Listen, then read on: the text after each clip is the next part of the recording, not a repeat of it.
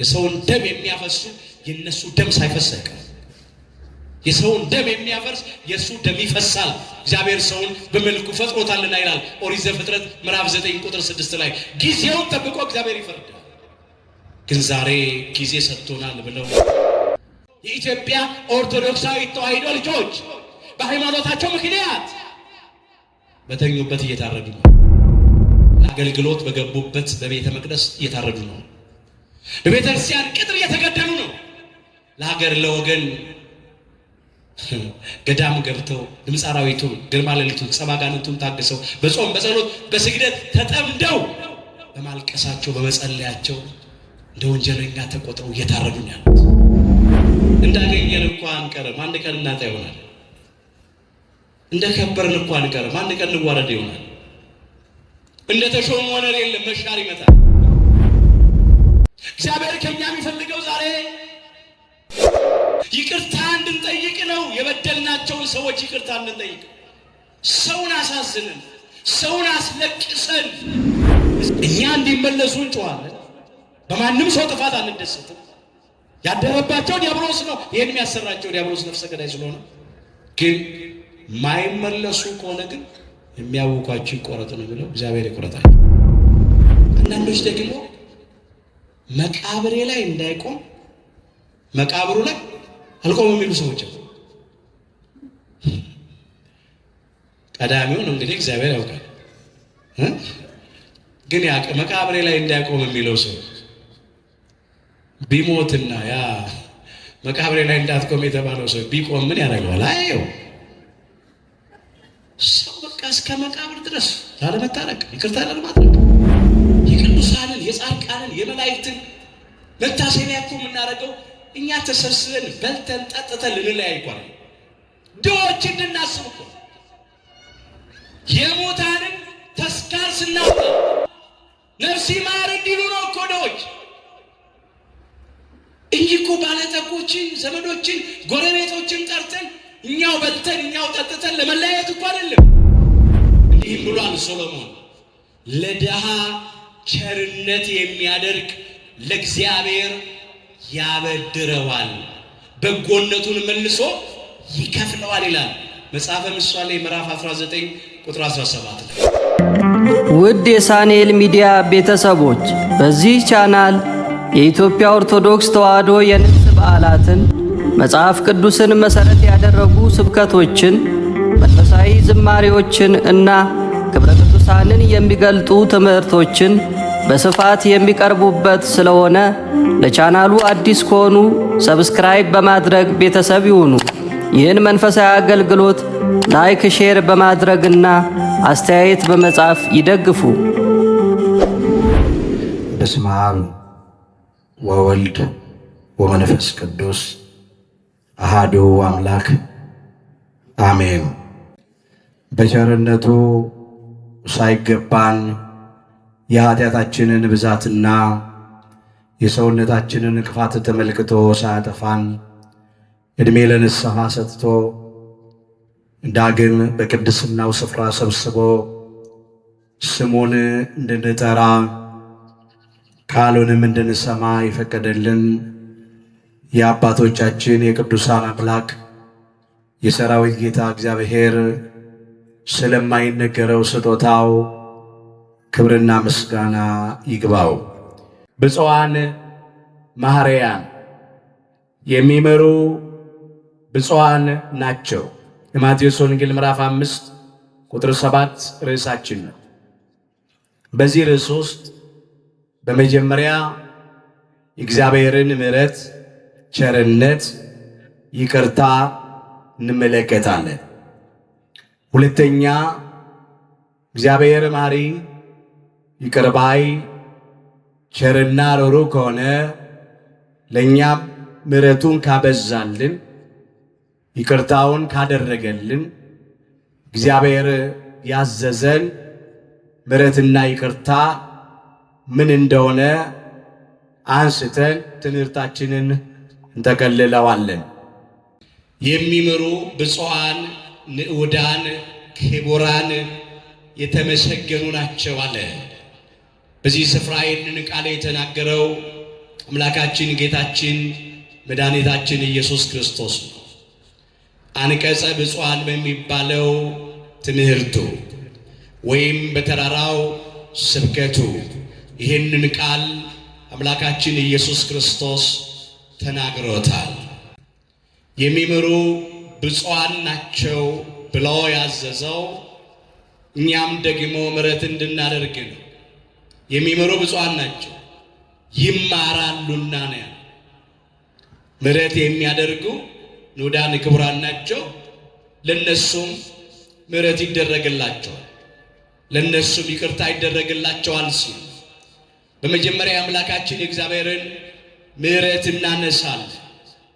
በቅዱሳት መጻሕፍት ውስጥ አምላካችን እግዚአብሔር በባህሪውም መሐሪ፣ ቸር፣ ይቅር ባይ፣ ሩህሩህ እንደሆነ በብዙ ስፍራ ተመዝግቦ እናገኘዋለን።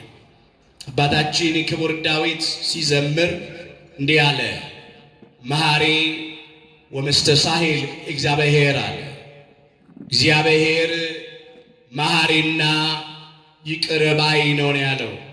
መሐሪ አምላክ ሁላችንን ይማረን፣ ይቅር ባይ አምላክ ሁላችንን ይቅር ይበለን። አምላካችን እግዚአብሔር መሐሪ ይቅር ባይ እንደሆነ፣ ቸር ሩህሩህ እንደሆነ፣ መዓቱ የራቀ ምሕረቱ የቀረበ ለቁጣ የዘገየ እንደሆነ አባታችን ሊቀ ነቢያት ሙሴ በሕግ መጻሕፍቱ ጽፏል። አባታችን ክቡር ዳዊት በመዝሙራቱ ዘምሯል። ቅዱሳን ነቢያት በየዘመናቱ በትንቢት ተናግረዋል። እንዲህ ያለ ነቢይ እግዚአብሔር ቅዱስ ሚክያስ ይናገር ነበር፣ በደልን ይቅር የሚል እንዳንተ ያለ አምላክ ማን ነው? ምሕረትን ይወዳል፣ ቁጣውንም ለዘላለም አይጠብቅም፣ ተመልሶ ይምረናል፣ ክፋታችንንም ይጠቀጥቃል፣ ኃጢአታችንንም በባህሩ ጥልቅ ይጠለዋል ብሎ ነበር። ትንቢተ ሚክያስ ምዕራፍ 7 ቁጥር 18 ላይ ምንድን ነው ያለው ቅዱስ ያሬድ? ወመኑ መሐሪ ዘከማከ፣ እንዳንተ ያለ መሐሪ ማን ነው ያለው። አስቀድሞ ነቢዩ ቅዱስ ሚክያስ በደልን ይቅር የሚል እንዳንተ ያለ አምላክ ማን ነው ያለው። እንደ እግዚአብሔር ያለ መሐሪ ይቅር ባይ ቸር ሩህሩህ አምላክ ማንም የለም። ምሕረትን ይወዳል። እግዚአብሔር ሁል ጊዜ የሚወደው ምሕረትን፣ ቸርነት፣ ይቅርታን ማድረግን ነው። ተመልሶ ይምረናል አለ። ለጊዜው እስራኤል ዘሥጋን ነው፣ ተመልሶ ይምረናል። ቁጣውን ለዘላለም አይጠብቅም። በእስራኤል እንደተቆጣባቸው ለመከራ አሳልፎ እንደሰጣቸው ብዙዎች በሰይፍ እንዳለቁ፣ ከሰይፍ የተረፉት በረሃብ እንደ ቅጠል እንደረገፉ፣ ከረሃብ የተረፉት በበሽታ እንደተቀሰፉ፣ የተረፉት ደግሞ ተማርከው ባቢሎን ወርደው 70 ዘመን ሙሉ መከራ እንዳዩ እንደማይቀሩ እግዚአብሔር ከመዓት ወደ ምሕረት ከቁጣ ወደ ትዕግሥት ዘንበል እንደሚልላቸው ከባቢሎን ወደ ኢየሩሳሌም እንደሚያመጣቸው ቀንበራቸው እንደሚሰብርላቸው ወጥመዳቸው እንደሚበጣጥስ ከስራታቸው እንደሚፈታቸው ከተበተኑበት እንደሚሰበስባቸው ሐዘናቸው ለደስታ ልቅሷቸውን ለሳቅ እንደሚቀይርላቸው የተናገረው ቃል ነው። በጊዜው ተፈጽሟል። ስለሱ ብቻ ግን አይደለም፣ ስለ አዳምና ስለኛ ስለ ልጆቹም የተነገረ ቃል ነው። በደልን ይቅር የሚል እንዳንተ ያለ አምላክ ማን ነው አለው። ምሕረትን ይወዳል፣ ቁጣውን ለዘላለም አይጠብቅም፣ ተመልሶ ይምረናል አለ። አዳምና እኛ ልጆቹ በመርገመ ሥጋ ላይ መርገመ ነፍስ፣ በሞተ ሥጋ ላይ ሞተ ነፍስ፣ በርደተ መቃብር ላይ ርደተ ሲኦል የተፈረደብን ነበር። በሥጋ ሞት ወደ መቃብር መውረድ፣ በነፍስ ሞት ወደ ሲኦል መውረድ፣ የሞት ሞት ተፈርዶብን ነበር። ማንም ከዚህ ሊያድን አልተቻለውም ነበር። አምላካችን እግዚአብሔር ግን ለዘላለም አልተቆጣንም። አዳምና ልጆቹ ለ5500 ዘመን ሙሉ ለዲያብሎስና ለሰራዊቱ ታልፈን ተሰጥተን በመከራ ብንኖርም እግዚአብሔር እንደገና በምህረቱ ሊያድነን ወደደ። ከቅድስት ሥላሴ አንዱ አካላዊ ቃል እግዚአብሔር ወልድ በባህሪ አባቱ በእግዚአብሔር አብ ፈቃድ፣ በባህሪ ሕይወቱ በእግዚአብሔር መንፈስ ቅዱስ ፈቃድ፣ በራሱም በእግዚአብሔር ወልድ ፈቃድ ከሰማይ ሰማያት ወረደ። ከቅድስተ ቅዱሳን ከድንግል ማርያም ተወለደ።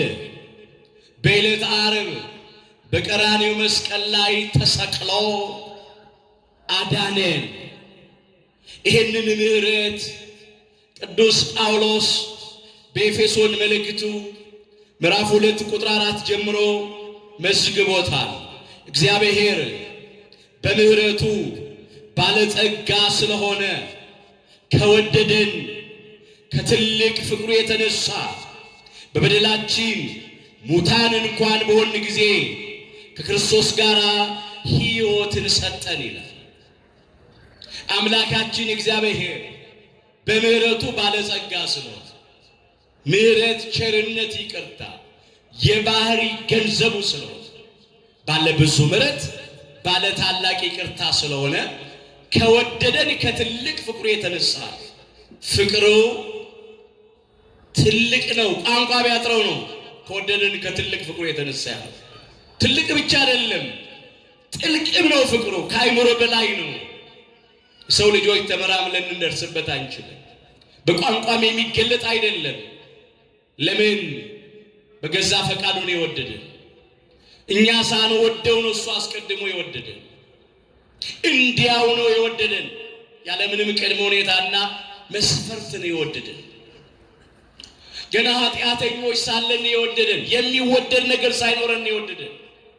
ጠላቶቹ ሳለን ነው የወደደን። ወረት በሌለበት በማይቀዘቅዝ በጥላቻ በማይለወጥ በዘላለም ፍቅር የወደደን። ከወደደን ከትልቅና ከጥልቅ ፍቅሩ የተነሳ በበደላችን በኃጢአታችን ሙታን በሆን ጊዜ ከክርስቶስ ጋር ሕይወትን ሰጠን አለ። ክብር ምስጋና ይግባው አምላካችን ጌታችን መድኃኒታችን ኢየሱስ ክርስቶስ። ገና ኃጢአተኞች ሳለ ክርስቶስ ስለኛ ሞቷልና እግዚአብሔር ለኛ ያለውን የራሱን ፍቅር ያስረዳል ነው ያለው ቅዱስ ጳውሎስ በሮሜ መልእክቱ ምዕራፍ 5 ቁጥር 8 ላይ። አስተውሉ ወገኖቼ፣ ገና ኃጢአተኞች ሳለን ምኖች ሳለን ኃጢአተኞች ሳለን ክርስቶስ በሥጋ ስለኛ በዕፀ መስቀል ላይ ተሰቅሎ ሞቶልናልና እግዚአብሔር ለኛ ያለውን የራሱን ፍቅር ያስረዳ። የኛ አምላክ ፍቅሩን የገለጠልን በቃል ብቻ አይደለም፣ ከቃል በላይ ተግባር ይሰራል። ፍቅሩን የገለጠው ራሱን ለመስቀል ሞት መስዋዕት አድርጎ እስከ ማቅረብ ደርሶ ነው። ይህንን ነው ቅዱስ ጳውሎስ ያነሳው። ጠላቶቹ ሳለን አለ በልጁ ሞት ከእግዚአብሔር ጋር ታረቅን አለ። እዚህ ሮሜ 5 ቁጥር 10 ላይ እኛ ጠላቶቹ ሳለን አምላካችን ጌታችን መድኃኒታችን ኢየሱስ ክርስቶስ በዕፀ መስቀል ላይ ተሰቅሎ በሥጋ ሞቶ ከባህሪ አባቱ ከእግዚአብሔር አብ ጋር ከባህሪ ሕይወቱ ከእግዚአብሔር መንፈስ ቅዱስ ጋር ከራሱም ከእግዚአብሔር ወልድ ከኢየሱስ ክርስቶስ ጋር ታረቀን፣ አስታረቀን። ይህንን ያደረገው ለምን ቢሉ እግዚአብሔር በምሕረቱ ባለጸጋ ስለሆነ፣ ለምን ቢሉ እግዚአብሔር ፍቅር ስለሆነ፣ ከወደደን ከትልቅ ፍቅሩ የተነሳ በበደላችን ሙታን በሆን ጊዜ እንኳን ከክርስቶስ ጋር ሕይወትን ሰጠን። ፍቅር ከሚገለጥበት መገለጫዎች መካከል አንዱ ደግሞ ስጦታ ነው። ፍቅር በስጦታ ይገለጣል። የኛ አምላክ ፍቅሩን የገለጠው ራሱን ለመስቀል ሞት አሳልፎ በመስጠት ነው። እሱ ስለኛ ነፍሱን አሳልፎ ሰጥቷልና በዚህ ፍቅርን አውቀናል አለ ቅዱስ ዮሐንስ አንደኛ ዮሐንስ ምዕራፍ 3 ቁጥር 16 ላይ እርሱ አለ አምላካችን ጌታችን መድኃኒታችን ኢየሱስ ክርስቶስ ነው ስለኛ አለ ስለ አዳምና ስለ ሰው ልጆች በሙሉ ስለ ልጆች በሙሉ ነፍሱን አለ ለመስቀል ሞት አሳልፎ ሰጥቷልና በዚህ ፍቅርን አውቀናል። እስከ መስቀል ሞት ደርሶ ምሕረቱን ገልጧል። እግዚአብሔር በምሕረቱ ባለጸጋ ስለሆነ ማለት ነው። 13ቱን ሕማማተ መስቀል አሳይተው በግፍ ሰቅለው ለገደሉት እንኳን ምሕረት አድርጓል። አባ ስረይ ሎሙ እስመ በዘኢየአምሩ ይገብሩ ነው ያለው። አባት ሆይ የሚያደርጉትን አያውቁምና ይቅር በላቸው። የሉቃስ ወንጌል ምዕራፍ 23 ቁጥር 34 ከነሱ ዘንድ ጥላቻ፣ ከሱ ዘንድ መውደድ፣ ከነሱ ዘንድ ክፋት፣ ከእርሱ ዘንድ ደግነት፣ ራሱ መሐሪ ይቅር ባይ አምላክ ነው። ለምን ነው አባቱ የሚያደርጉትን አያውቁምና ይቅር በላቸው ያለው? ከባህሪ አባቱ አብ ከእግዚአብሔር አብ ጋር ከባህሪ ሕይወቱ ከእግዚአብሔር መንፈስ ቅዱስ ጋር የተካከለ አንድ አምላክ ነው እግዚአብሔር ወልድ ኢየሱስ ክርስቶስ። ምክንያቱ ግን እንደዚህ ነው። በመጀመሪያ በቃል የተናገረውን በተግባር ሊፈጽመው ነው። ምን ብሎ ነበር አምላካችን ኢየሱስ ክርስቶስ?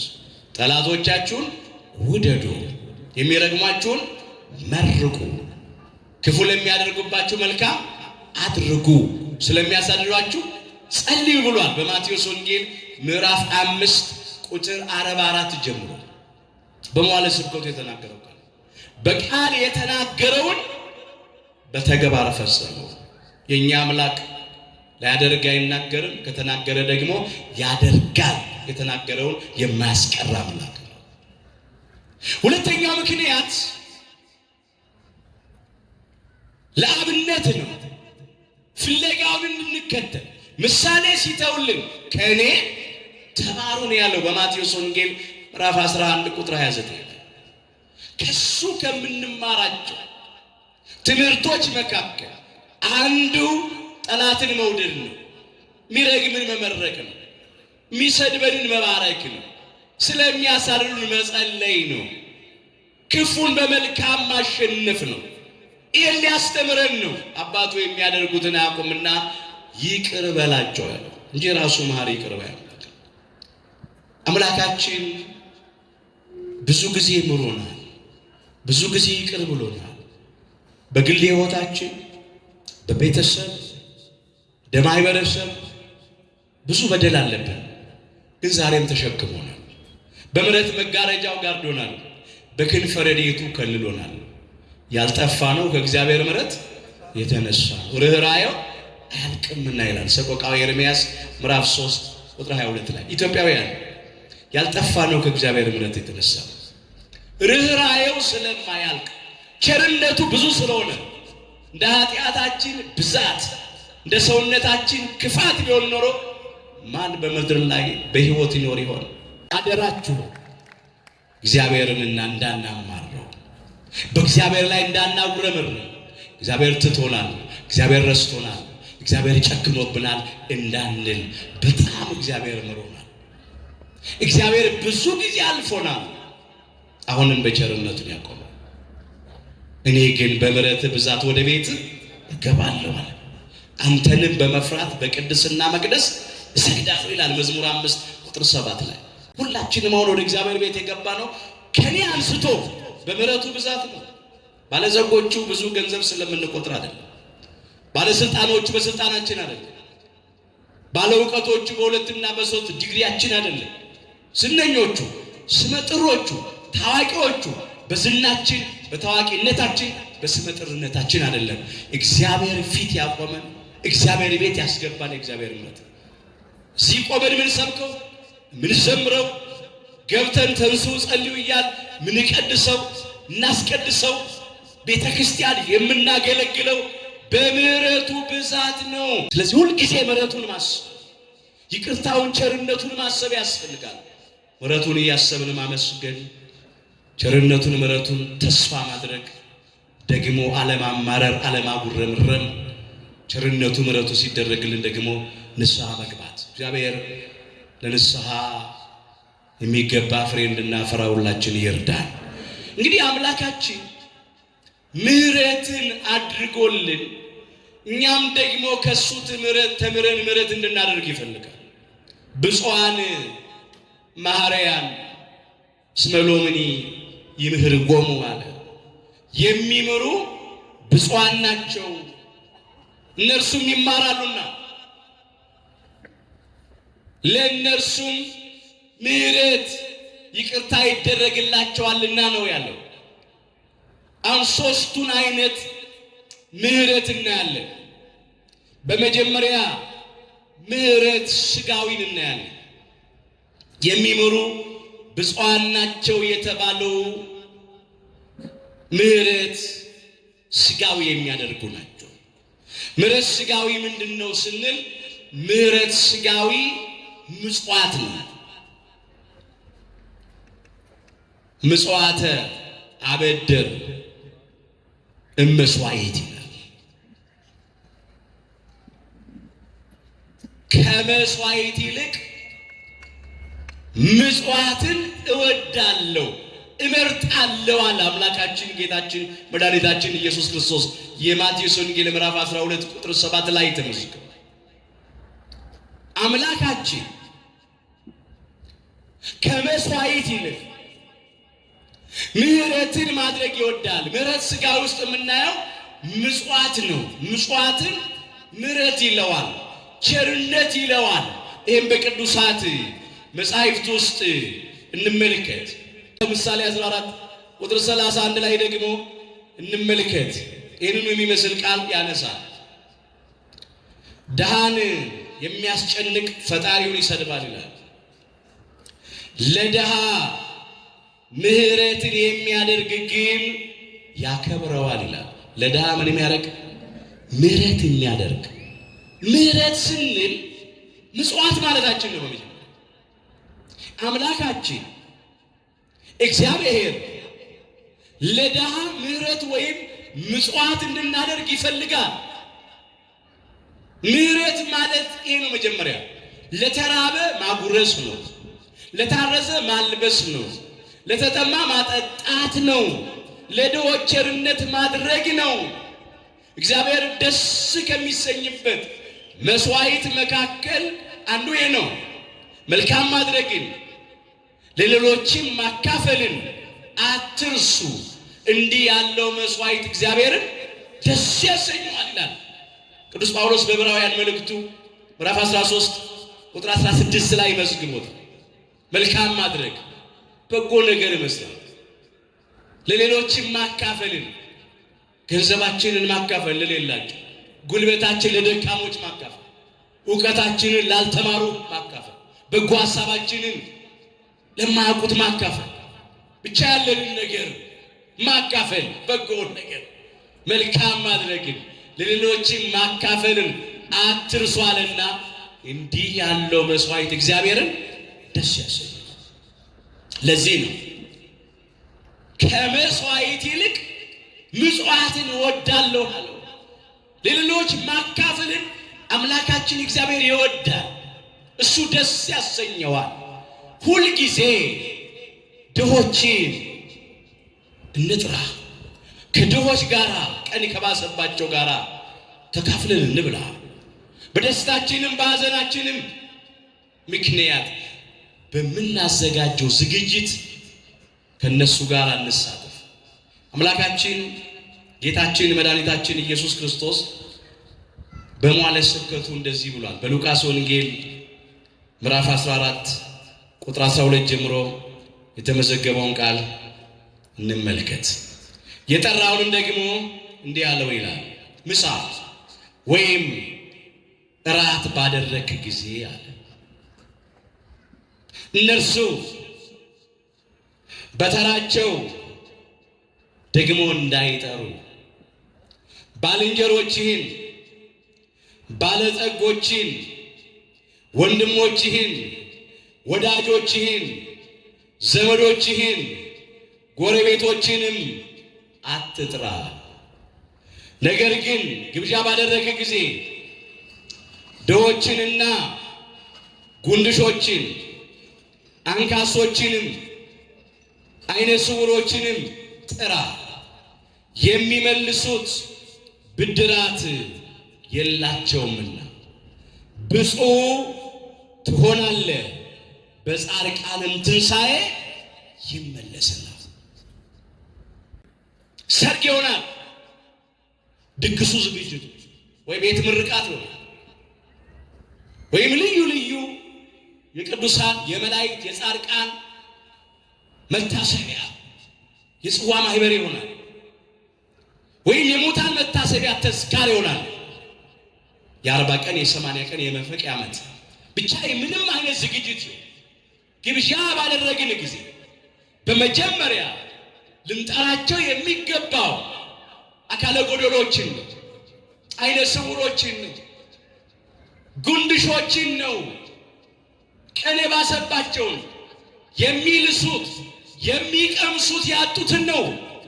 የሚመልሱት ብድራት የላቸውምና ብፁዕ ትሆናለህ፣ ንዑድ ክቡር ምስጉን ትሆናለህ። ይህንን እኮ ነው ብፁዓን መሐረያን እስመ ሎሙኒ ይምህርዎሙ የተባለው። የሚምሩ ብፁዓን ናቸው እነርሱም ይማራሉና። ለድሆች መመጽወት ነው፣ ድሆችን ማብላት ነው። አሁን በድግሳችን ዛሬኛ ቀድመን ድሆችን እንጠራለን። ድሆች በድግሳችን ይጋበዛሉ። በዝግጅታችን ላይ ለድሆችማ ቦታ የለንም። ብዙዎቻችን አጋፋሪ እናቆማለን እዚያ በር ላይ። አንዳንድ ጊዜ ድሆችን እንገፋለን፣ እናሰቃያለን። እንኳን ቀድመን እነሱን ልናበላ ለድሆችማ ቦታ የለንም። በሚያሳዝን ሁኔታ መቼ ጠራናቸው ነው የምንለው። አንዳንድ ጊዜ ዱላም አንስተው የሚደበድቡ ሰዎች አሉ፣ የሚያንገላቱ ሰዎች አሉ። ወይም ደግሞ እናንተ ዞር በሉ ሰው እናስተናግድበት የሚሉ ሰዎች አሉ። ምን ማለት ነው? ልብሳቸው ስላደፈ፣ አካለ ጎደሎች ስለሆኑ፣ ልብሳቸው ስለተቀዳደደ፣ ስለተቸገሩ ሰው አይደሉም ማለት ነው። እንዳገኘን እኮ አንቀርም፣ አንድ ቀን እናጣ ይሆናል። እንደከበርን እኮ አንቀርም፣ አንድ ቀን እንዋረድ ይሆናል። እንደ ተሾመ ወነር የለም፣ መሻር ይመጣል። አካለ ጎደሎ መሆን ነው እኛም አናውቀው። ማጣት፣ ማግኘት፣ መክበር፣ መዋረድ ይፈራረቃል በሰው ሕይወት። ስለዚህ አንግፋ ድሆችን። ሰውን በሰውነቱ እናክብረው። ልብሱን አይተን አይደለም፣ ወይም ሌላ ቁመናውን አይተን አይደለም። ሶሎሞን ለዚህ ነው እንደዚህ ብሎ የተናገረው። ለምን? አንዳንዶች ድሆችን ስለሚያንገላቱ ማለት ነው፣ ስለሚያሰቃዩ ማለት ነው። ድሃን በግድ አትበለው ይላል፣ ድሃ ነውና ይላል። ችግረኛውንም በበር አትግፋው፣ እግዚአብሔር የእነርሱን ፍርድ ይፋረድላቸዋልና የቀሟቸውንም ሰዎች ሕይወት ይቀማልና ይላል መጽሐፈ ምሳሌ ምዕራፍ 22 ቁጥር 22 ላይ የተመዘገበ። ድሃን በግድ አትበለው፣ ችግረኛውንም በበር አትግፋው ነው የሚለው። እኛ ግን ስንቱን ድሃ ችግረኛ ምስኪን ገፋን፣ አሰቃየን፣ አስለቀስን፣ አሳዘንን። በጣም ያሳዝናል ወገኖች። የቅዱሳንን የጻድቃንን የመላእክትን መታሰቢያ እኮ የምናደርገው እኛ ተሰብስበን በልተን ጠጥተን ልንለያይ እኮ ነው። ድሆች እንድናስብ እኮ የሙታንን ተስካር ስናወጣ ነፍስ ይማር እንዲሉ ነው እኮ ድሆች እንጂ እኮ ባለጠጎችን፣ ዘመዶችን፣ ጎረቤቶችን ጠርተን እኛው በልተን እኛው ጠጥተን ለመለያየት እኮ አይደለም። ዛሬ ግን የተለመደው ሌላ ነው። በእኛ ዘንድ አይደረግ። እባካችሁ እናስተው። አንዳንድ ጊዜ ደግሞ ፍርፋሪ ወይም የሻገተ እንጀራ የወደቀ ነገር እንሰጣለን። ለእኛም አንፈልገው። የነዳያን ሆድ ቆሻሻ መጣያ ጉድጓድ ነው እንዴ? እኛ የሻገተው እንበለዋለን፣ የወደቀውን እኛ እንበለዋለን፣ የተበላሸውን እንበለዋለን። በእኛ ላይ ይደረግብን ማንፈልገውን በሌላ ሰው ላይ አናድርግ። ህሊና ዳኛ አለን። አንዳንዶቻችን ግን የተበላሸውን እኛ ያመናልን ብንበላው ከዛ ለሌላ እንሰጠዋለን። ሰጠን ለማለት እንደሱ አይደለም። መጀመሪያ ለነሱ ምሕረት ማለት ይሄ ነው። ምጽዋት ነው። ብፁዕ ትሆናለህ በጻድቃን ትንሣኤ ይመለስልሃል። መቼ ይመለሳል? በጻድቃን ትንሣኤ ይመለሳል። አምላካችን ጌታችን መድኃኒታችን ኢየሱስ ክርስቶስ ዳግም ለፍርድ ሲመጣ ምን ይላል? በቀኝ የሚቆሙትን በበጎች የተመሰሉትን ምርጦቹን ጻድቃኑን ቅዱሳኑን ብራብ አብልታችሁኛል፣ ብጠማ አጠጥታችሁኛል፣ ብታረስ አልብሳችሁኛል አለ የሚለው በማቴዎስ ወንጌል ምዕራፍ 25 ቁጥር 34 ጀምሮ ኑ እናንተ የአባቴ ብሩካን በፍቅር ቃል ይጠራችኋል። ዓለም ሳይፈጠር የተዘጋጀላችሁን የዘላለም ርስት መንግሥተ ሰማያት ውረሱ ይላል። የሕይወት ቃል ያሰማቸዋል፣ መንግሥቱን ያወርሳቸዋል። አምላካችን እግዚአብሔር በቸርነቱ ሁላችንን ለመንግሥቱ ክብር ያብቃል። ይህንን ነው የሚሰጠን። ዛሬ እኛ የሚሻግት እንጀራ ብል የሚበላው ጨርቅ የሳንቲም ድቃቂ መጸውት ይሆናል። አምላካችን ግን ከገቡ መውጣት ካገኙ ማጣት የሌለባት በሰው ዓይን ያልታየች በሰው ልብ ያልታሰበች በሰው ጆሮ ያልተሰማች እግዚአብሔር ለወዳጆቹ ያዘጋጃት ርስተ መንግሥተ ሰማያትን የሚያወርሰው በጻድቃን ትንሣኤ ይመለስልሃል ማለት ይሄ ነው። ባካችሁ በሚያልፈው ነገር የማያልፈውን መንግሥት እንውረስበት። ምጽዋትን እንውደድ፣ ምጽዋዕትን እናድርግ። እንዲህም ብሏል ሶሎሞን ለድሃ ቸርነት የሚያደርግ ለእግዚአብሔር ያበድረዋል፣ በጎነቱን መልሶ ይከፍለዋል ይላል መጽሐፈ ምሳሌ ምዕራፍ 19 ቁጥር 17 ላይ። ለድሃ ቸርነት ማለት ምጽዋት ነው። እዚህ ጋር ምጽዋት የሚሰጥ ለማን ያበድራል? ለእግዚአብሔር ያበድራል። በመጸወትን ቁጥር እያበደርን ያለ ነው። ለማን ነው? ለእግዚአብሔር ነው። ሰዎች ተበደሩ፣ አንዳንድ አይከፍሉ። አንዳንድ ጊዜ ሰዎች የተበደሩንን ገንዘብ ለማስመለስ ብለን ፍርድ ቤት ቆመን ጠበቃ ገዝተን ካበደርነው ገንዘብ በላይ ለጠበቃ የምናወጣ ሰዎች አሉ። ይክዱናል፣ ቃላቸውን ያጥፋሉ። በቸገራቸው ጊዜ ብዙ እንዳላሉ ከደረስንላቸው በኋላ ፊታቸውን ያዞራሉ። ለድሃ በመጸወትን ቁጥር ግን የምናበድረው ለማን ነው? ለእግዚአብሔር ነው። በጎነቱን መልሶ ይከፍለዋል። እግዚአብሔር ደግሞ የሚከፍለን ሰማያዊ ርስት ነው። ስለዚህ እባካችሁ ይህንን ማሰብ ያስፈልጋል።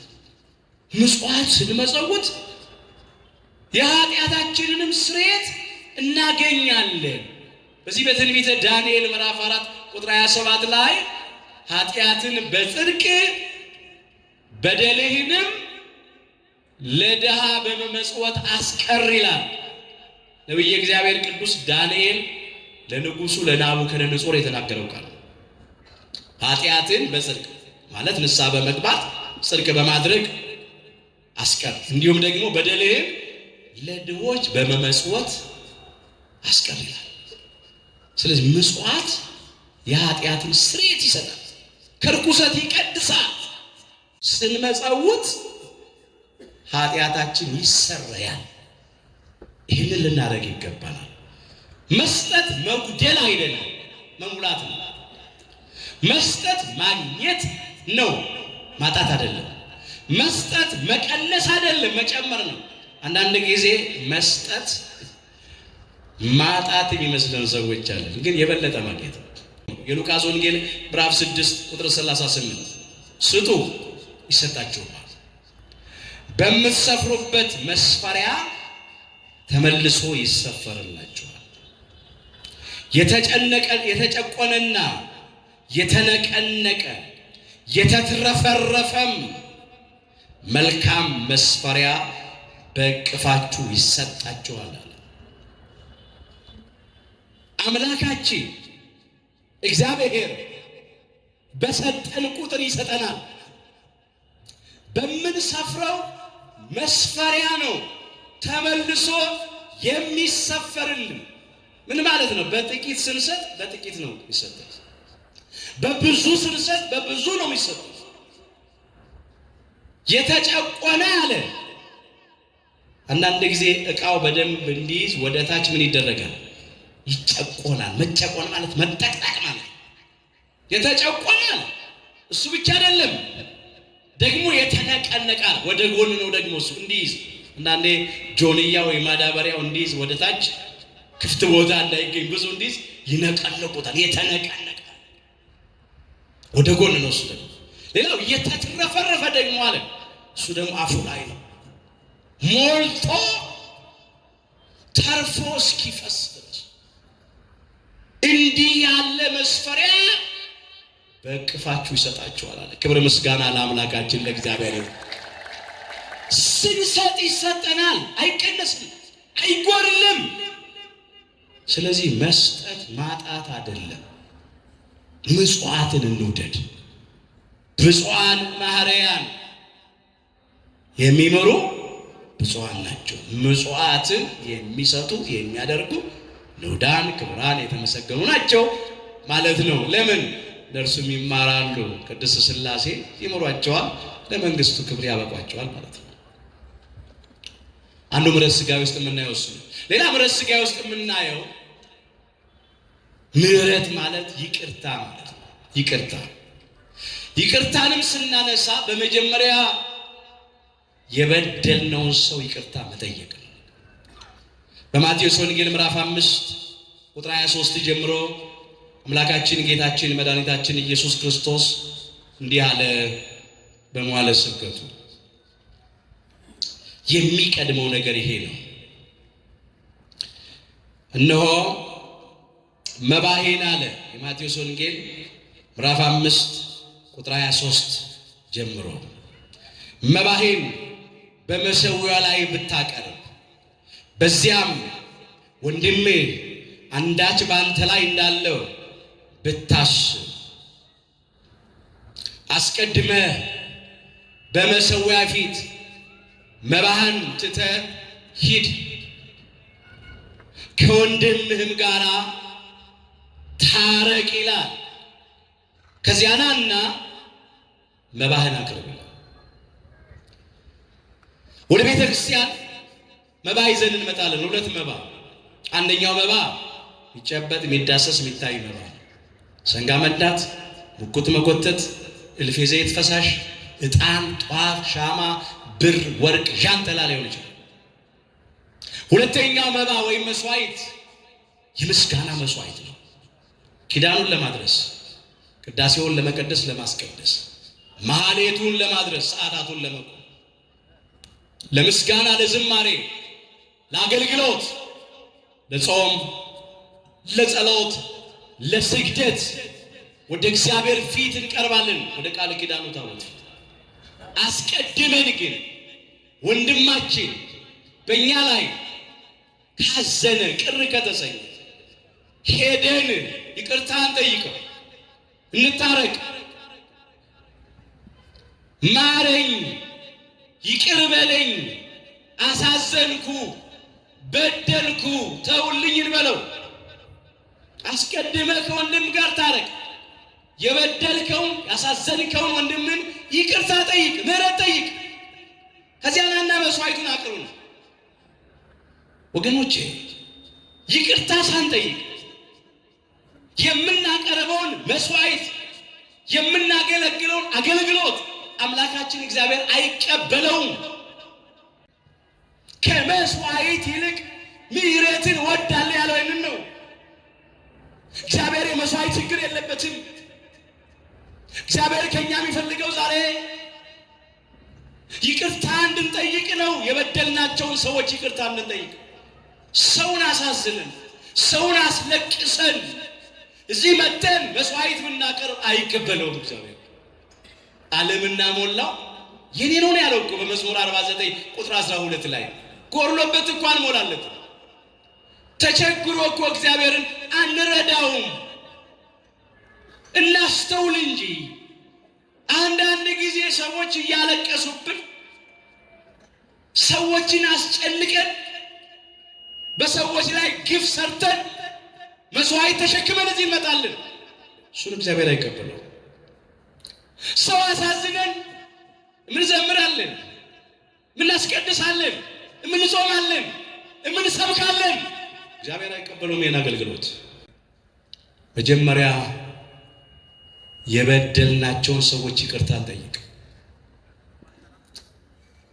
ይቅርታ መጠየቅ መሸነፍ አይደለም፣ ማሸነፍ ነው፣ አስተዋይነት ነው። መስዋዕታችን እግዚአብሔር እንዲቀበለው ይቅርታ እንጠይቅ። እንደዚህ ተብሎ ተመስክሯል።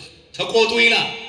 ከስጋ ድካም የተነሳ አንዳንድ ጊዜ እንቆጣለንና ኤፌሶን ምዕራፍ 4 ቁጥር 26 ላይ ተቆጡ፣ ኃጢአትንም አታድርጉ፣ በቁጣችሁ ላይም ፀሐይ አይግባ፣ ለዲያብሎስም ፋንታ አትስጡት ይላል።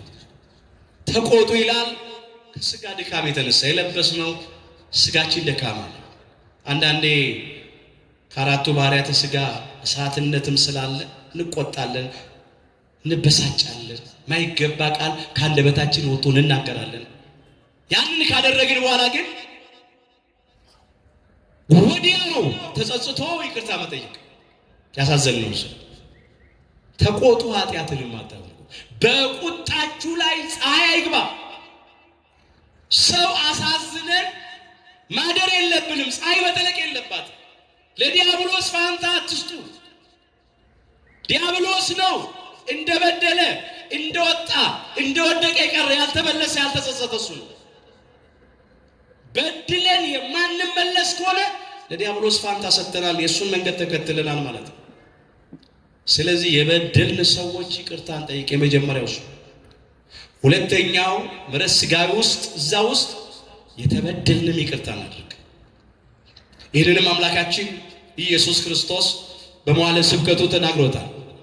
የማርቆስ ወንጌል ምዕራፍ 11 ቁጥር 25 ጀምሮ የተመዘገበውን ኃይለ ቃል እንመለከት። እንዲህ አለ አምላካችን ጌታችን መድኃኒታችን ኢየሱስ ክርስቶስ፣ ለጸሎት በቆማችሁ ጊዜ አለ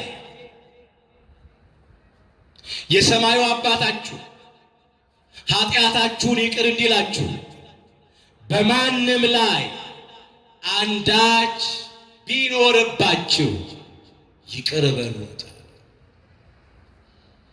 እናንተ ግን ይቅር ባትሉ የሰማዩም አባታችሁ ኃጢአታችሁን ይቅር አይላችሁም። ለጸሎት በቆማችሁ ጊዜ ጸሎቱ እንዲህ በቤተ ክርስቲያን የምናደርሰው ጸሎት ሊሆን ይችላል፣ ወይም በቤታችን ውስጥ የምናደርሰው የቤተሰብ ጸሎት ይሆናል። የግል ጸሎት ሊሆን ይችላል፣ ወይም የማህበር ጸሎት ሊሆን ይችላል። በቃላችን የምናደርሰው ጸሎት ይሆናል፣ ወይም መጽሐፍ እያነበብን እየደገምን የምናደርሰው ጸሎት ይሆናል። ብቻ ለጸሎት በቆማችሁ ጊዜ በማንም ላይ ማንም ሊሆን ይችላል አንዳች ቢኖርባችሁ ቅር ያሰኘን ሰው ያሳዘንን ያስከፋን ሰው ካለ ይቅር በሉት፣ ተውለት ነው የሚለው። ለምን? የሰማዩ አባታችሁ ኃጢአታችሁን ይቅር እንዲላችሁ። እኛ ይቅርታ ስናደርግ ነው ይቅርታ ቢደረግልን። ለዚህ እኮ ነው የሚምሩ ምንድን ናቸው? ብፁዓን ናቸው። ምን ይላሉ? ይማራሉና። የእግዚአብሔርን ይቅርታ እንድናገኝ እኛ ይቅር ባይ ልቡና ይኑረን። ይቅርታ ካላደረግን ይቅርታውን ማግኘት እንቸገራለን። ቂም ይዞ ጸሎት አይሆንም፣ እግዚአብሔር አይቀበለው። የቂመኛ ሰው ጸሎቱ ከደመና በታች ነው፣ አያርግም። ስለዚህ ይቅርታን እናድርግ፣ ለበቀል አንጣደፍ። ያልሰራውለት እንደሆነ ሞቻለሁ አሳየዋለሁ እያልን አንመላለስ። እንተው፣ በቃ ይቅርታ እናድርግ። ስንት ጊዜ አብዝተን ይቅር እንበል። አንድ ጊዜ ቅዱስ ጴጥሮስ አምላካችን ኢየሱስ ክርስቶስን ጠየቀው። መምህሮ ያለ ጌታ ሆይ ወንድሜ 7 ጊዜ ይበድለኛል፣ 7 ጊዜ ልተውለታል? በስቶበት እኮ ነው የዋ ባልጠነከረበት ጊዜ። የማቴዎስ ወንጌል ምዕራፍ 18 ቁጥር 21 ጀምሮ ተመስግቧል። ምን አለ አምላካችን ጌታችን መድኃኒታችን ኢየሱስ ክርስቶስ? 7 ጊዜ ብቻ አለለም 7 ጊዜ 70 እንጂ 7ን አንድ እያልክ 7 ጊዜ ወይም 7 አንድ እያልክ 7 ጊዜ ይቅር በለው አለ። አሁን 7 ጊዜ 7 ጊዜ 7 ስንት ይመጣል? 490። አሁን 490 ጊዜ ይቅር በለውና በ491ኛው ጊዜ ተበቀለው ማለት ነው። 7 በዕብራውያን ፍጹም ቁጥር ነው። ፍጹም ይቅርታ አድርግ ነው። አብዝተ ምሕረት ይቅርታ አድርግ ነው እንጂ ይቅርታ የምናደርገው ቆጥረን ሰፍረን ለክተን አይደለም። እኛን እግዚአብሔር በሕይወታችን ዘመን ስንት ጊዜ ምሮን የለ እንዴ? ስንት ጊዜ ይቅር ብሎን ራርቶልን የለ እንዴ? በየደቂቃው ይምረናል እኮ። ብቻ ኃጢአታችንን ቆጥሮ ለበቀል ተሰናዳ እግዚአብሔር ምሕረቱን አብዝቶልናል። ስለዚህ እኛም አብዝተን ምሕረት እናድርግ፣ አብዝተን ይቅርታ እናድርግ። አንዳንድ ሰው 3 ወይ 4 ይምርና 3 ጊዜ ይቅርታ አድርጌያለሁ ይሄ 4ኛ ነው ከዚህ በኋላ አታስቸግሩኝ ያለ ሽማግሌ አልታረቅም። ሰማይ ዝቅ ምድር ከፍ ቢል አልታረቅም በፍጹም የሚሉ ሰዎች እየማሉ እየተገዘቱ ማለት በሚያሳዝን ሁኔታ። አንዳንዶች ደግሞ በግድ እንደምንም ደግሞ ይታረቃል። እንደምንም ታርቀው ሽምግልናው ከተናገረ በኋላ ሲተነሱና መታረቃችሁን እንድናቅ ይላሉ ሽማግሌዎች። እስቲ በተቀደሰ አሳሳም ተሳሳሙ ውስጥ የተጣሉ ሰዎች እነሱና ይሳሳማሉ። ከዛ ከተሳሳሙ በኋላ ያ ተበደልኩ የሚለው ሰው ብድግ ይልና ምን ይላል? ቆይ አንድ ጊዜ አንድ አስተያየት አለኝ፣ አንድ ሐሳብ አለኝ፣ እሺ ተናገር ይባላል። ሽማግሌዎች ዛሬም እናንተን ፈርቼ ነው የታረኩት። ይሄ ሰው አይመለስም። ብዙ ጊዜ ነው የበደለኝ፣ ብዙ ጊዜ ነው ያሳዘነኝ። ደግሞ እንድታውቁ ፈልገው ነገር የፈለገ ነገር ቢሆን እንደ ድሮ ግን ልሆንለት አልችልም። እንደምን ልሆንለት አልችልም? እንደ ድሮ ልሆንለት አልችልም። ታዲያ ታረቀ መቼ ይቅርታ ነው? የውሸት እኮ ነው፣ የለበጣ የማስመሰል ማንን ነው የምንታለለው? ይቅርታ ስናደርግ ትተን ነው፣ በቃ ረስተን ነው። አንዳንዶች ደግሞ መቃብሬ ላይ እንዳይቆም መቃብሩ ላይ አልቆም የሚሉ ሰዎች ቀዳሚውን እንግዲህ እግዚአብሔር ያውቃል። ግን ያ መቃብሬ ላይ እንዳይቆም የሚለው ሰው ቢሞትና ያ መቃብሬ ላይ እንዳትቆም የተባለው ሰው ቢቆም ምን ያደርገዋል? አየው ሰው በቃ እስከ መቃብር ድረስ ላለመታረቅ ይቅርታ ላለማድረግ እልህኛ ልብ ነው ያለን፣ መራራ ልብ። ታዲያ እግዚአብሔር እንዴት ይታረቃል?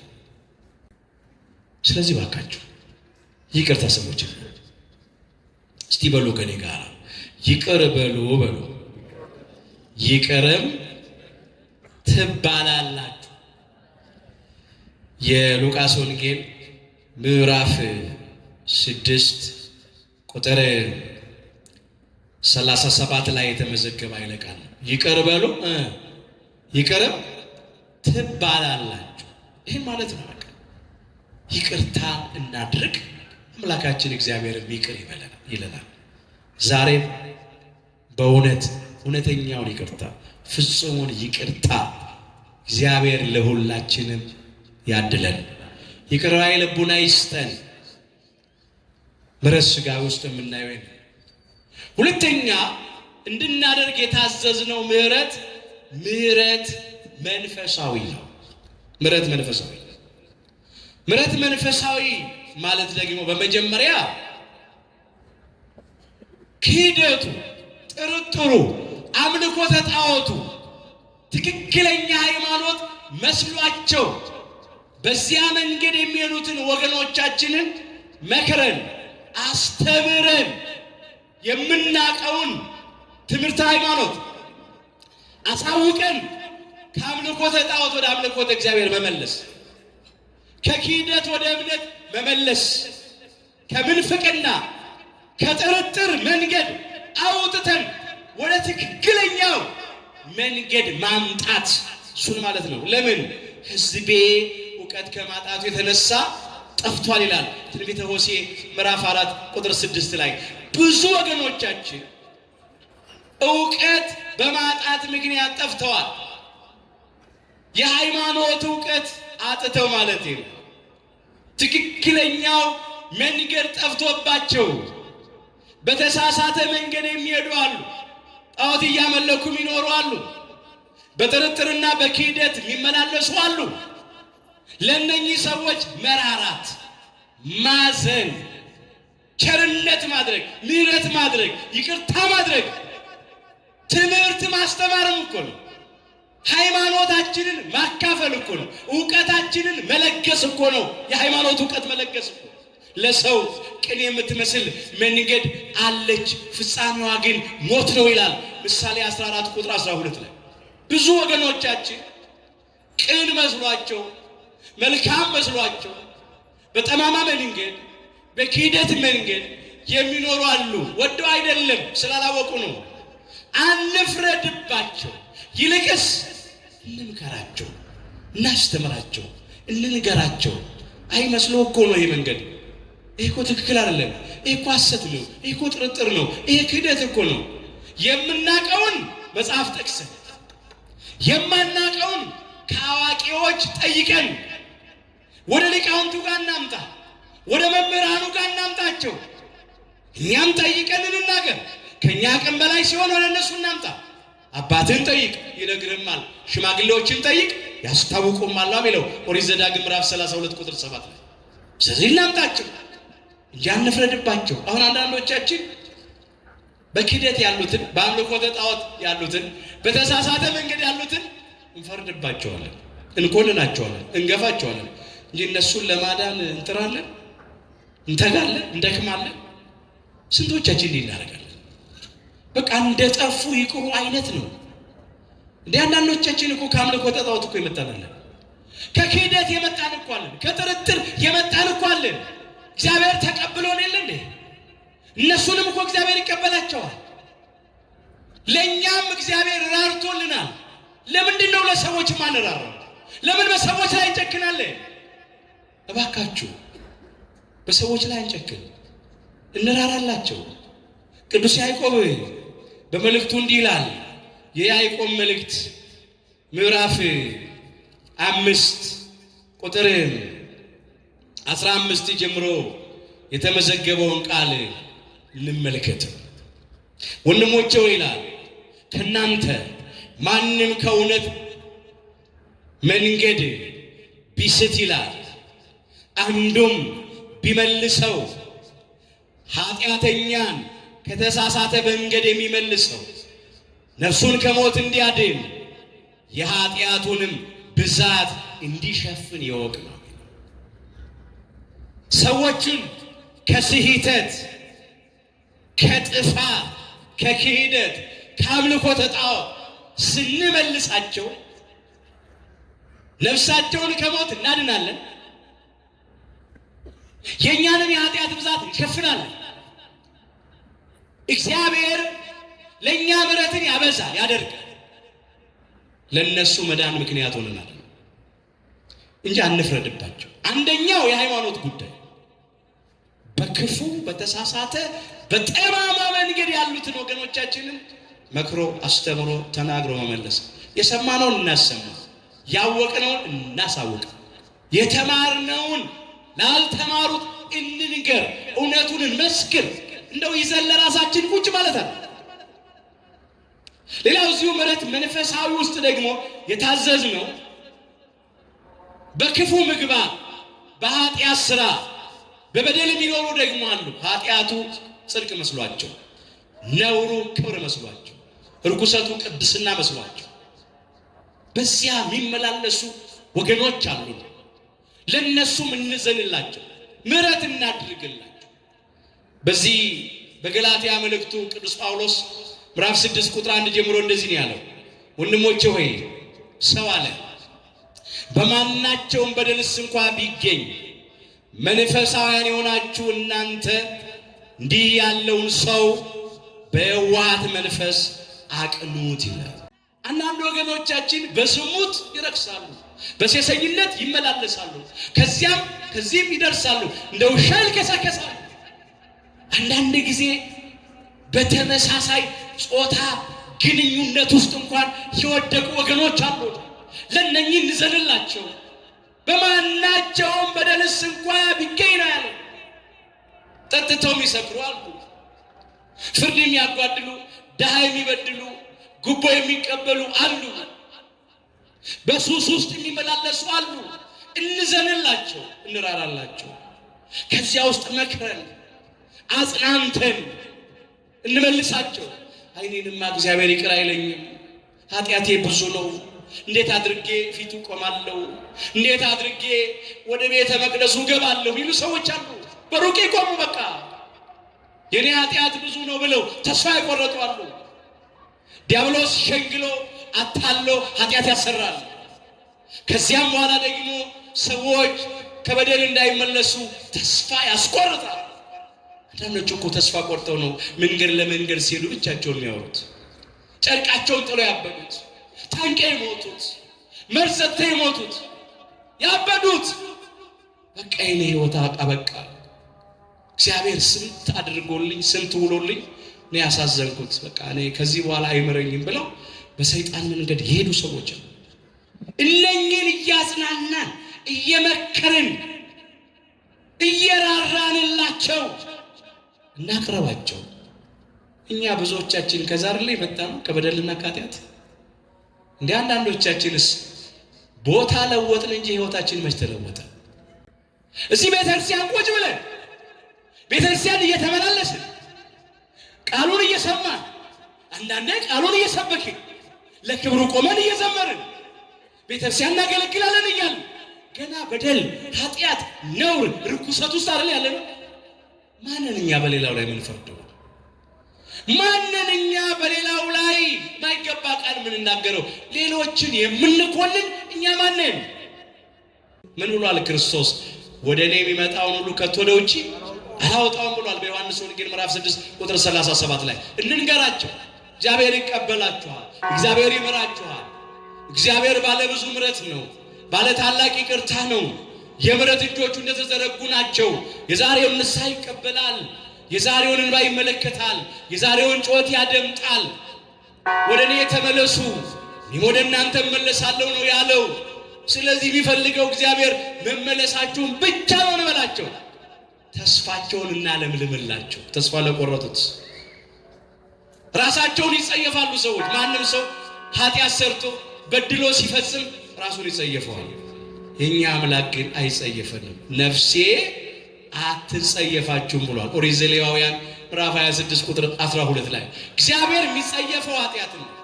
እግዚአብሔር ኃጢአተኞችን አይጸየፍም።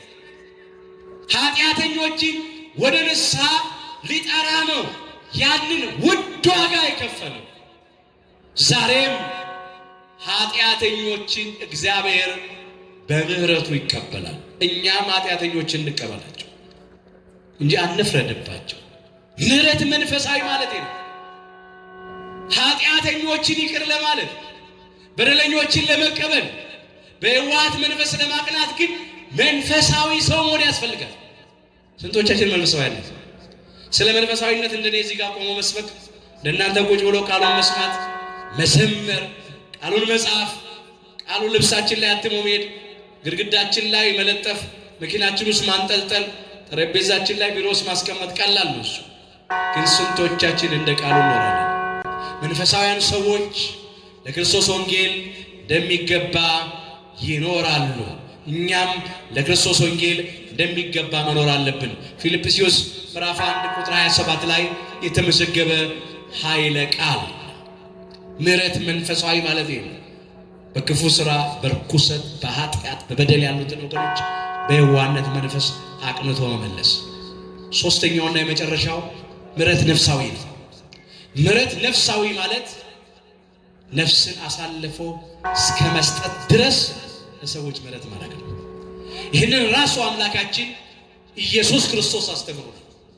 እርሱ ስለኛ ነፍሱን አሳልፎ ሰጥቷልና በዚህ ፍቅርን አውቀናል። ይሄም ብቻ አይልም፣ ይቀጥልና እንደዚህ ይላል ቅዱስ ዮሐንስ። እኛም ደግሞ ይላል ስለ ወንድሞቻችን ነፍሳችንን አሳልፈን እንድንሰጥ ይገባናል። ምሕረት ነፍሳዊ ማለት ነው። በምሕረት ሥጋ ውስጥ እንዳየ ነው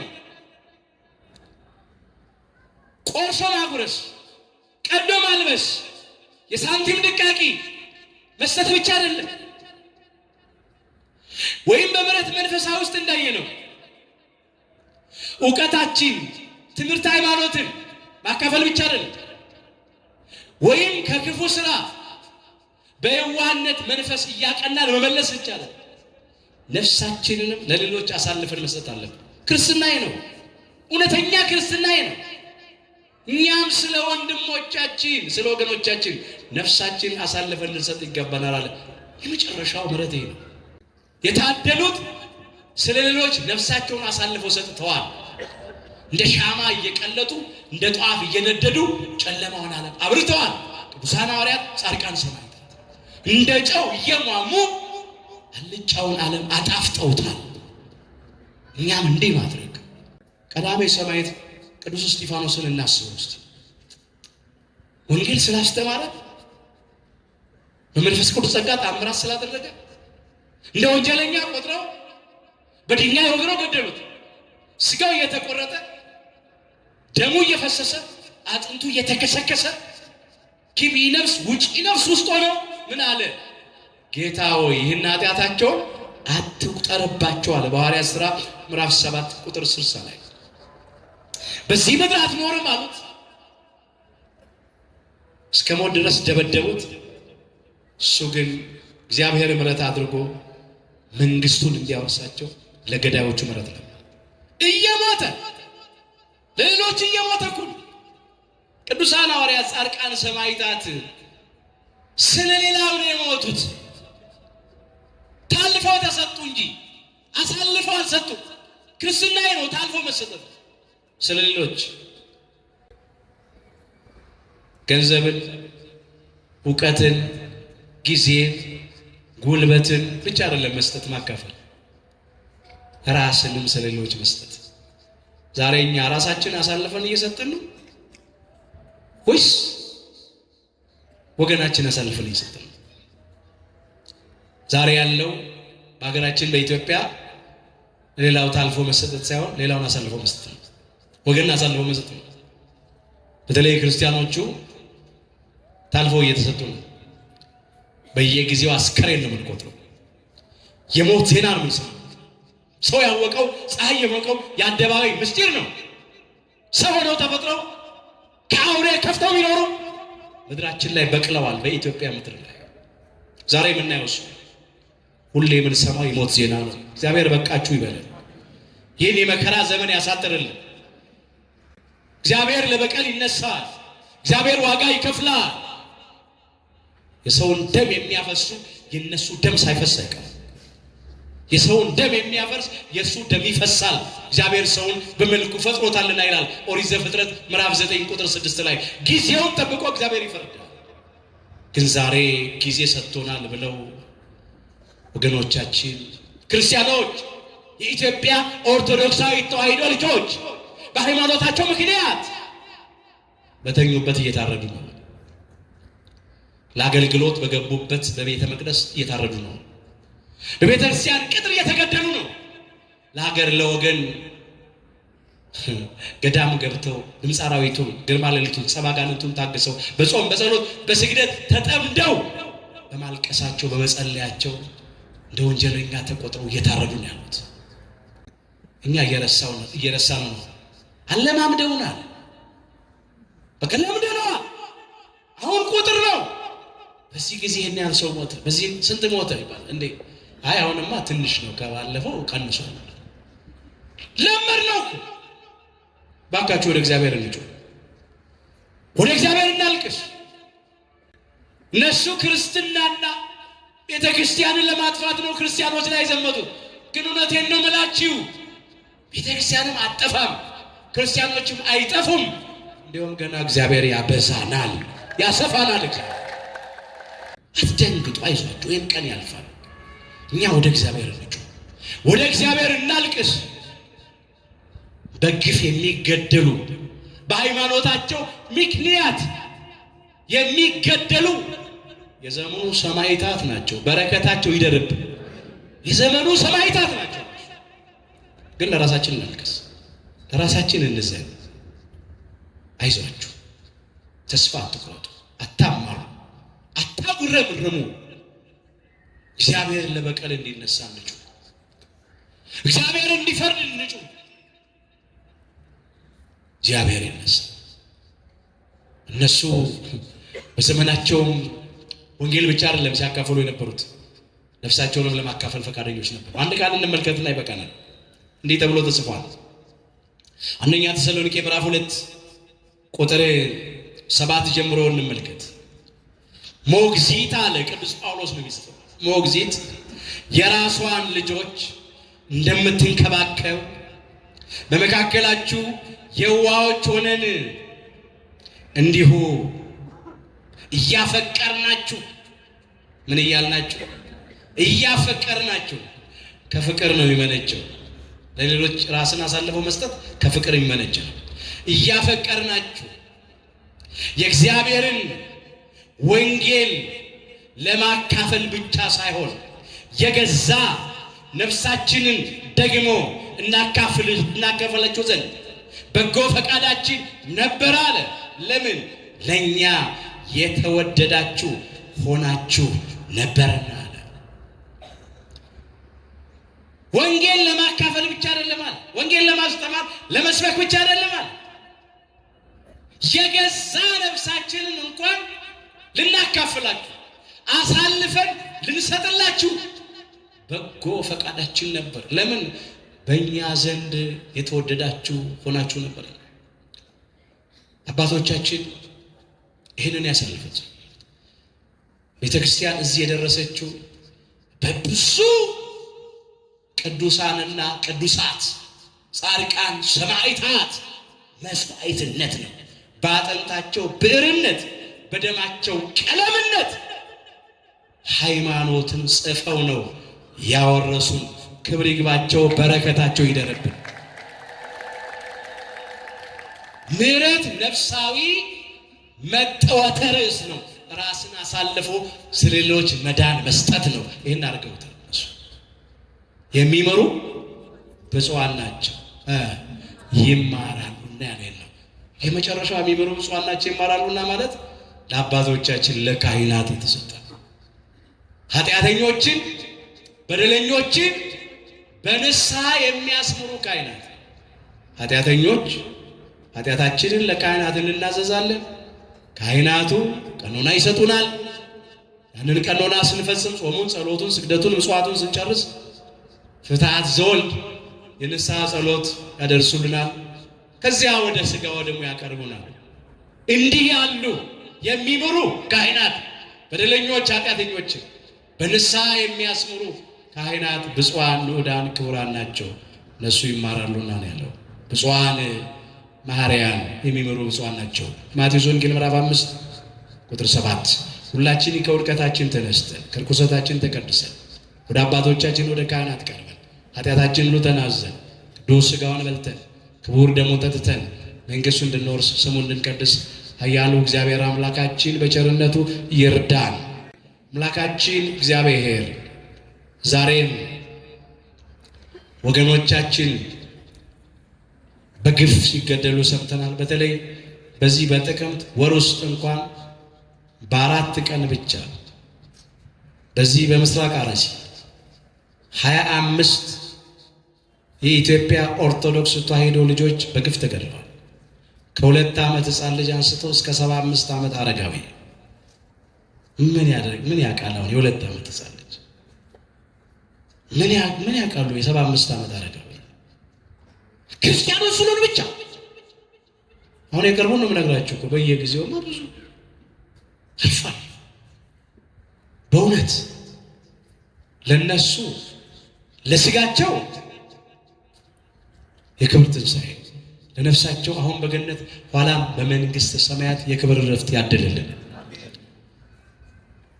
ወገኖቻችን ላጡ ለቤተሰቦቻቸው ለዘመዶቻቸው ሁሉ እግዚአብሔር አጽናኙን መንፈስ ይላክልን። ለጨካኞቹ ለእለኞቹ እግዚአብሔርን ለማይፈሩ ሰውን ለማያፍሩ በንጹሐን ደም ለሚታጠቡ ለዲያብሎስ የግብር ልጆች እግዚአብሔር ልብ ይስጣቸው። የማይመለሱ ከሆኑ ደግሞ የሚያውኳቸው ይቆረጡ ነውና እግዚአብሔር ይቁረጣቸው። እኛ እንዲመለሱ እንጮኻለን። በማንም ሰው ጥፋት አንደሰትም። ያደረባቸው ዲያብሎስ ነው። ይሄን የሚያሰራቸው ዲያብሎስ ነፍሰ ገዳይ ስለሆነ፣ ግን ማይመለሱ ከሆነ ግን የሚያውኳቸው ይቆረጡ ነው ብለው እግዚአብሔር ይቁረጣቸው። እግዚአብሔር አምላካችን በቸርነት የሁላችንን መጨረሻችንን ያሳምርልን። ይቆያል።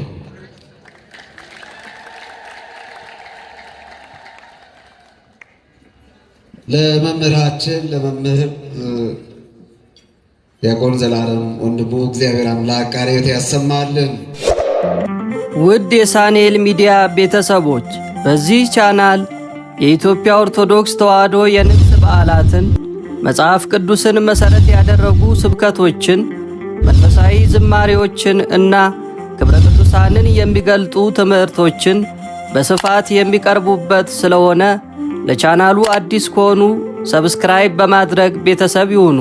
ይህን መንፈሳዊ አገልግሎት ላይክ፣ ሼር በማድረግና አስተያየት በመጻፍ ይደግፉ።